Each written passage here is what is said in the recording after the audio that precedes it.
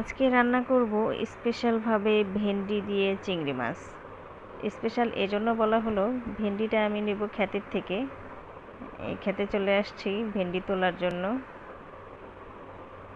নিয়ে নিলাম ভেন্ডি। আমরা সবাই আসছি। আমার মনে হয় যে জীবনে প্রথম আমি ভেন্ডি গাছ থেকে ছিলাম। ওই যেমন ছোট বাচ্চা তুলতেছে। তো নিয়ে নিলাম ভেন্ডি, চলে আসলাম কিচেনে। এখন দিয়ে দিব তেল। সরিষার তেলে রান্না করি, এই জন্য সরিষার তেল দিয়ে দিলাম। পেঁয়াজ কুচি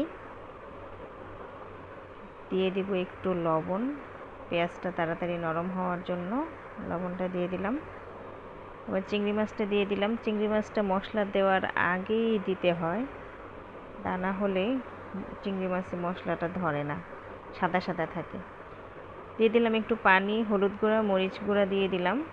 আর পানিটা আমার আগেই দিতে হয়, হলুদ মরিচ গুঁড়া দেওয়ার আগে, কারণ আমার কারেন্টের চুলা বেশি হিট হয় আর মশলা পড়ে যাবে, এই জন্য আগে পানি দিয়ে দিতে হয়। দিয়ে দিলাম আদা রসুন বাটা। এখন দিয়ে দিব হচ্ছে ধনিয়া গুঁড়া, জিরা গুঁড়া, দুটো একসাথেই দিয়ে দিলাম। ভালোভাবে কষিয়ে নেব।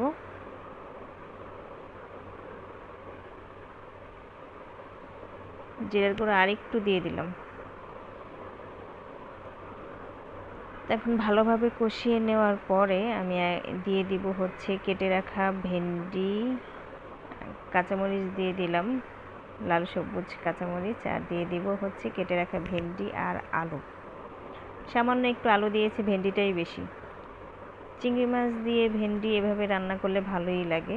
ভেন্ডি তো সবসময় ভাজি খাওয়া হয়, একটু অন্যরকমভাবে রান্না করলে খারাপ লাগবে না। তো আমি এভাবে নেড়ে চেড়ে ভালোভাবে মশলাটা মেখে নিলাম। তো এখন দিয়ে দিব পানি। পানিটা বেশি দিব না, যেহেতু ভেন্ডি সিদ্ধ হতে বেশি সময় লাগে না। এই সামান্য একটু পানি দিয়ে দিলাম, আর পানিটা আমি শুকিয়ে ফেলবো। একেবারে পোড়া পোড়া হবে না, একটু শুকিয়ে ফেলবো, যেন ঝোল ঝোল না থাকে, তা এমন হবে। এখন এটা ঢেকে বসিয়ে দেব।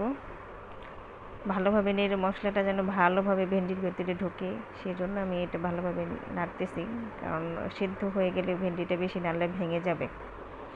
তো এই তো আমার হয়ে গেল ভেন্ডি দিয়ে চিংড়ি মাছ। আমি এখন খেয়ে দেখি কেমন লাগে। এটা তো আমার এমনিতেই খুব পছন্দ, চিংড়ি মাছ দিয়ে ভেন্ডি রান্না। তো ভাজি সবসময় খাওয়া হয়, একটু অন্যরকমভাবে খেলে ভালোই লাগবে।